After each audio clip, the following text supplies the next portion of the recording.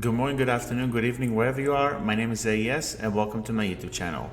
While they were not at this year's E3, EA decided to hold a press conference a few weeks ago and showcase some of the titles they had in store for us in the near and far future. I could have sworn that they would highlight their sports catalog with the upcoming Madden NFL 2022 and FIFA 2022. They not only surprised all of us by excluding those games from their conference, but they had a shocking revelation towards the end of their presentation. Motive Studios, the team that worked on 2017's Star Wars Battlefront 2 with DICE and oversaw 2020's Star Wars Squadrons, are currently developing a remake of my favorite horror video game of all time, Dead Space. Released in 2008 for the PlayStation 3, Xbox 360, and PC, Dead Space had everything that a scary title should have in abundance: creepy atmosphere, horrifying enemy designs, great gameplay, and an intriguing lore. It wasn't perfect, but it set the bar for the genre from that point onward. In today's video, we will brainstorm and list several ways in which the remake of Dead Space can improve upon the original. A couple of notes before we get started. First, the ideas behind the suggestions will come from my experience with the entire trilogy, as well as my personal thoughts. Secondly, the nature of Motive Studios' work as a remake allows me to make core changes to the prediction of their upcoming product. If the Final Fantasy VII Remake was a remaster, then I believe that the switch to a more action-heavy combat system would throw off fans of the original, which is why it was acceptable and appreciated when the new version of Final Fantasy VII was released as a remake.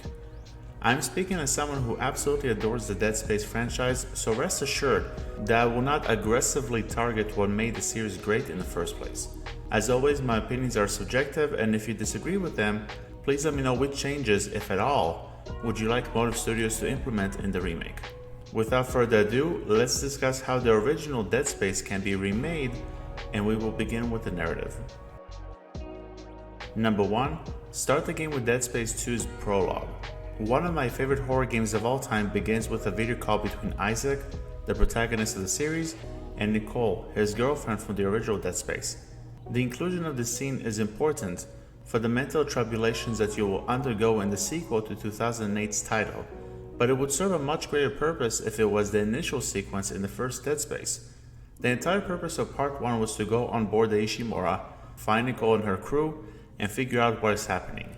This scene will establish the relationship between Isaac and Nicole and show their affection for each other. It is the opposite of what I felt about the pair in the current version, where Isaac is speechless and Nicole comes off as generic. In this version, I really don't care about what happens to either character. Nicole is the first character you see in the base version, yet I don't know anything about her, nor do I know why she owned the Ishimura. Start the remake with a conversation, cut to black, show the Dead Space logo, and proceed from there. Number 2. Contextual cutscenes between level transitions.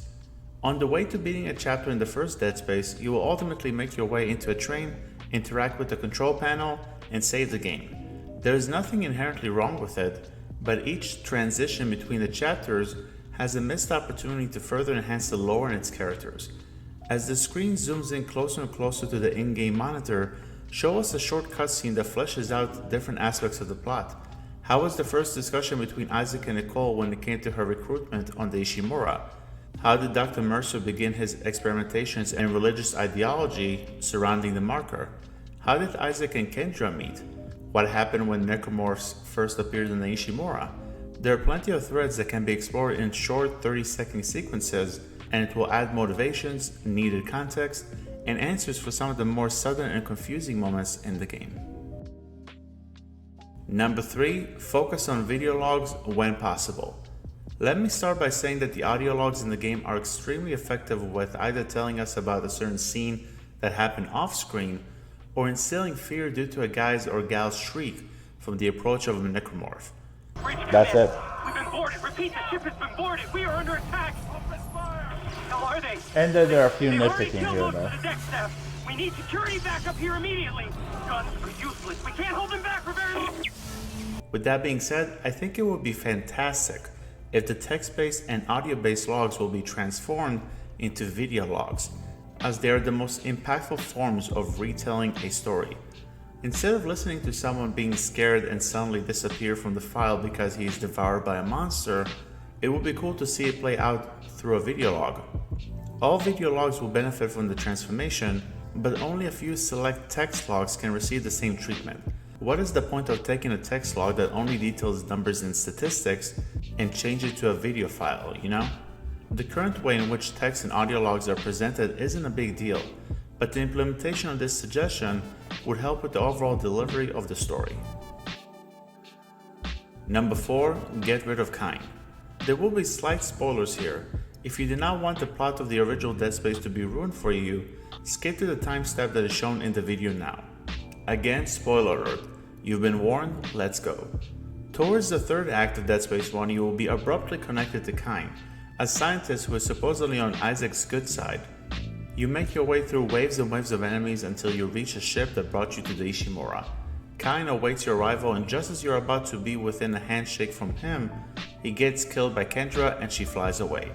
At that point in the tale, you still have no idea who is Kine, why is he helping you, and what are his ultimate goals with the marker. He unfortunately feels like a shoehorned character and one whose death came out as shocking more than depressing. An alternative would result in his elimination from the game entirely and creating the following scenario. Naturally invent a circumstance that requires Isaac to go back to the ship.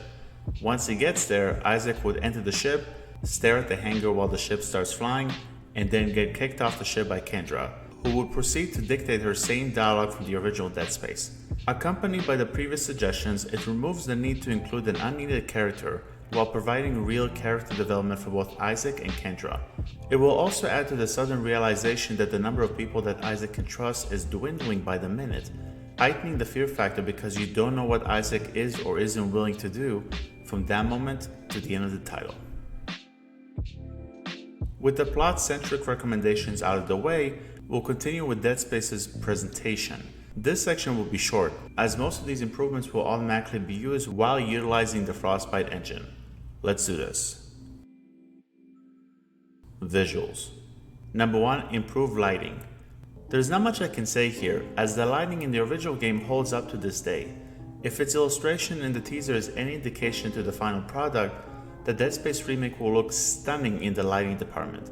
I would only make sure that shadows properly reflect off objects, enemies, and other characters when a light shines on them. It can also come into play with reflections of the moon when Isaac is outside. Number 2, improve physics of defeated monsters. The most difficult suggestion to implement, but it would add to the sense of realism. That is, as much realism as can be seen in a title that has monsters. When you kill a necromorph in either of the Dead Space titles, it will typically crumble to the ground like a ragdoll. It is especially noticeable if you use the kinetic powers.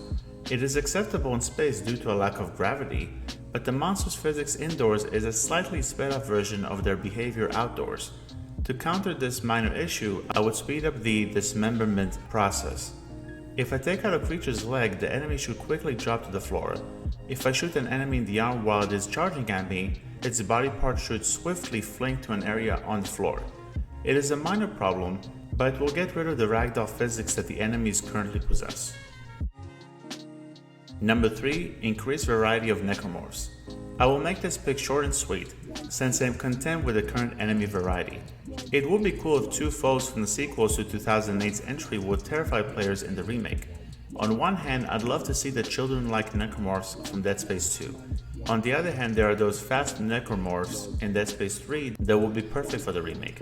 The claustrophobic environments will make their appearance incredibly scary and creepy. Aside from those variants, the current roster of enemies can stay the same. Audio design.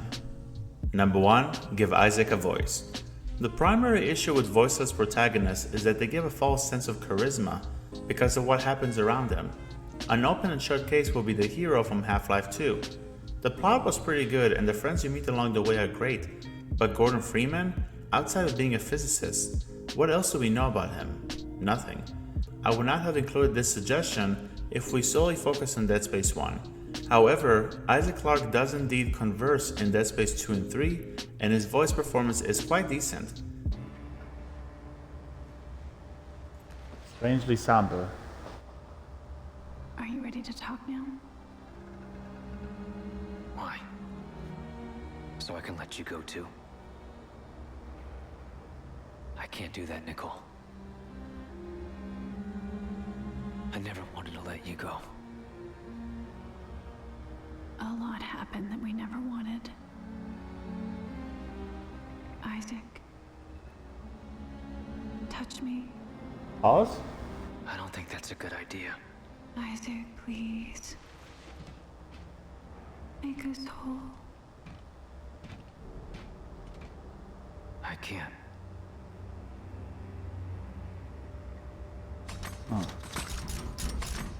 Therefore, one of the most important improvements will be to unmute Isaac and allow him to verbally interact with other human members upon the Ishimura. The third section of this series of recommendations will be the bulkiest of the bunch. Both video games and movies have a narrative, for the most part, and presentation, but what differentiates them from each other is, wait for it, the gameplay. We have 9 picks to cover, so sit back, relax, and enjoy the ride. Gameplay. Number 1, 60 frames per second. Pretty straightforward. As a game that will not be held back by the PlayStation 4 and Xbox One and its variants, I predict the remake will run at 60 frames per second. If it runs at 30 frames per second, I'd still accept it. However, it must be a consistent 30 frames per second. Number 2, increase the difficulty of the bosses. The regular enemies in Dead Space lead to some intense encounters, particularly in close corridors and at the higher difficulty settings. The same, however, cannot be said about both boss bouts, which include the Leviathan and the Hive Mind. They are more so sponge bullets than hard because their weak points are clearly visible and their attacks are predictable. Both battles could use less obvious weak points, but I will make the following individualized changes for them. On one hand, I will make the Leviathan's attacks faster and force Isaac to use his zero gravity movement to move around more often. There isn't much of a reason to use the ability in the current fight, so you can incorporate a predicament where the entire floor is about to be bombarded by the creature's asteroids or tentacles, which encourage you to use your jetpack and avoid damage. On the other hand, I would quite frankly substitute the final boss from Dead Space 1 with the Nexus fight in Dead Space 3. Both are similar in their designs and the placements of their weak points, but the latter asks you to watch out for enemies from the sides and has a more engaging finale. If you choose to stick with the final confrontation from the first game, simply quicken the enemy's movements. In the case where the Hive Mind grabs you and holds you in the air, have them move around every 5 seconds or so to keep you on your toes and make every shot count. When it comes to general difficulty, improving boss fights is at the forefront of recommendations. Number 3, more incentive to unlock doors. When you explore environments in the original Dead Space, you will sometimes come across a locked door that can be opened with a power node, a resource that is used to upgrade Isaac's abilities.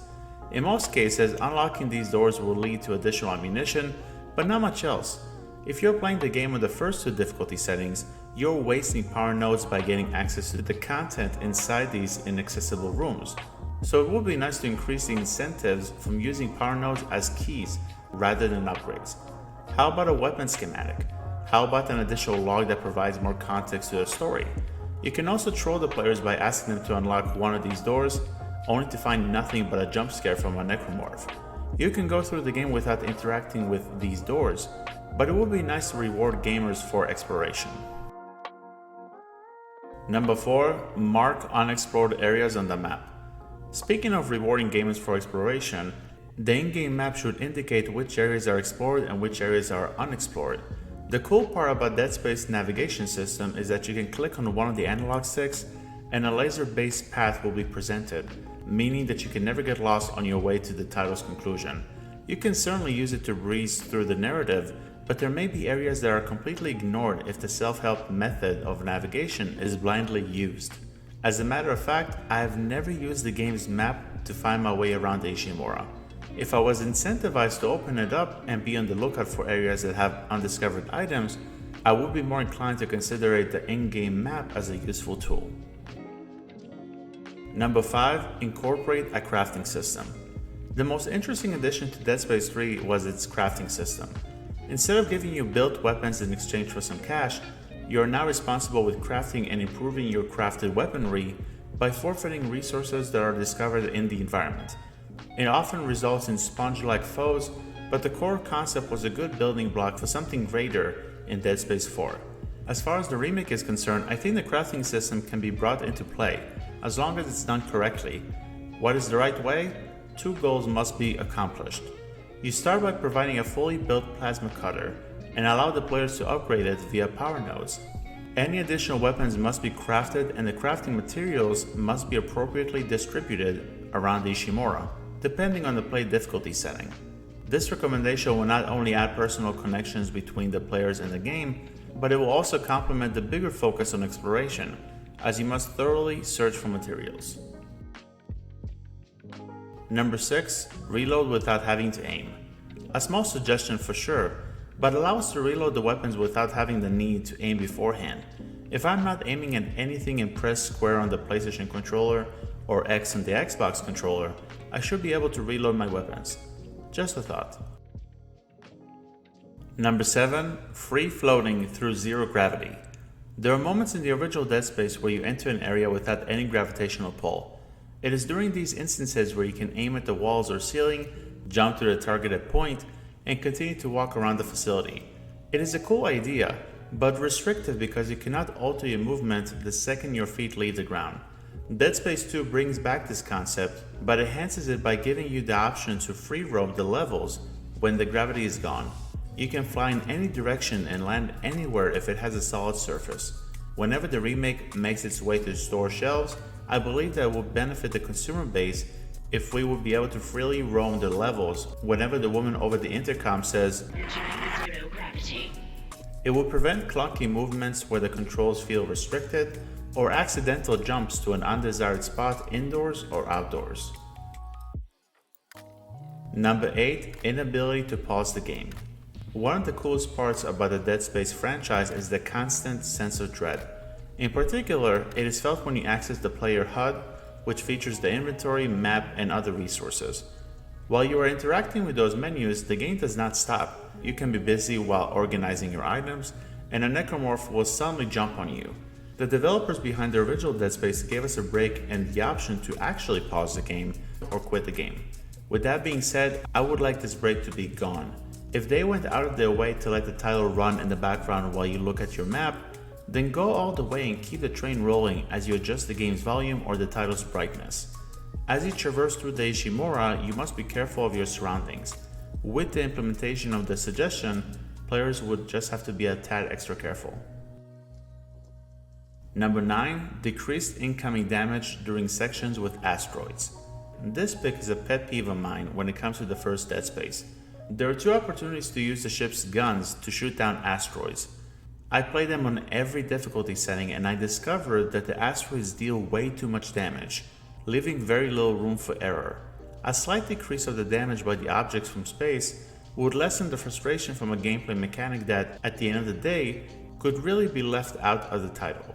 I enjoyed the way in which the second opportunity is executed, but both ways are still annoying to a certain degree, especially if you are going for a certain trophy or achievement. The final pieces of advice from Motive Studios revolve around the next question. What can the players do once they complete a playthrough? It will be a short list, but it would absolutely extend the value of the remake title, considering that we would most likely have to pay between $60 to $70. Replay value. Number 1. Implement harder difficulty settings. There are 3 difficulty settings from the sequels to 2008's game that would be awesome to see in the upcoming Dead Space remake. First, there is the hardcore difficulty setting from Dead Space 2, which is very hard and only allows you to save 3 times during the entire playthrough. Secondly, there is the pure survival mode from Dead Space 3, where the enemies do not drop supplies, ammo, medkits, etc. Everything must be crafted. This difficulty will be added, assuming that the remake will incorporate the crafting system from the respective video game. Lastly, there is a hardcore mode from Dead Space 3, where a single death will force the player to start the entire game from the beginning. Those 3 difficulty settings are not for the faint of heart, but they will definitely serve as challenges to folks who want to truly test their skills. Number 2. Include a point reward system. This idea comes from my current game of the year, Resident Evil Village. You may not realize it until you finish Ethan Winter's story, but the title offers challenges that reward you with points. The tasks range from defeating 50 enemies with mines in the story, to having 777, 7,777, or 77,777 coins in your possession during the story, or collecting every crafting recipe. The rewards from these points vary from the Mercenaries mode or infinite ammunition for your favorite gun. This mechanic will be perfect for the remake on two fronts. On one hand, it will serve as one of the primary reasons to torture yourself by playing through its harder difficulty settings. On the other hand, it could potentially add to the fun factor, depending on what rewards will be included. Who would not want to blaze through the necromorphs with a laser sword or powerful shotgun? It will be up to the players to decide what to unlock, if they want to use them, and to what capacity will they be used. The more options the developers gives to the player, the more likely it will be for him or her to play the title more than once, that is, if he or she likes the game in the first place. Number 3. Include different rendition modes. The last recommendation in this video is attributed to two titles that have nothing to do with Dead Space, The Last of Us Part 2 and Diablo 3. It is certainly wishful thinking and purely to my amusement. It also ties to the aforementioned point reward system. In The Last of Us Part 2, you're able to unlock various rad visual effects that alter the aesthetics of the environments, characters, and violent creatures.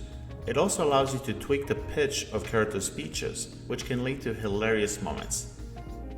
If I ever were to lose you, I'd surely lose myself. Everything I have found here, and I found by myself. Try and sometimes you'll succeed to make this man of me. All my stolen missing parts, I don't need for it anymore. 'Cause I believe, and I believe, 'cause I can see Our future days of you and me.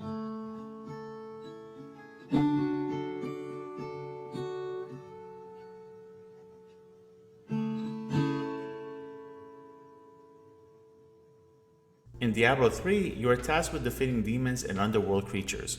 Once you are in adventure mode, you may encounter a colorful troll, and if you kill him, you will be transported into a wondrous fairyland where everything is happy-go-lucky, but you can still viciously kill flowers and unicorns to gain money and rewards. Again, this recommendation is solely for my benefit at the moment, but I would be cracking up if one of Dead Space Remake's rewards will allow me to change the basic necromorph enemies into variations of child-friendly, huggable foes, and beat them up with hammers, umbrellas, baseball bats, you name it. It is only a single example, but you can use your imagination to figure out other goofy game modifiers. At the end of the last suggestion, I mentioned the benefit of giving more options to the players. This pick right here is my suggestion to Motive Studios. I would not lose sleep if it is not used, but hey, I can at least ask, right? Well folks, that's the end of the video. Thank you very much for checking it out. What are your thoughts on Dead Space Remake? Are you excited for it? What would you ask Motive Studios to improve upon the original title? Please let me know your thoughts in the comment section below. Till next time, have a great day or evening wherever you are. My name is AES, and I will see you guys in the next video. Bye bye.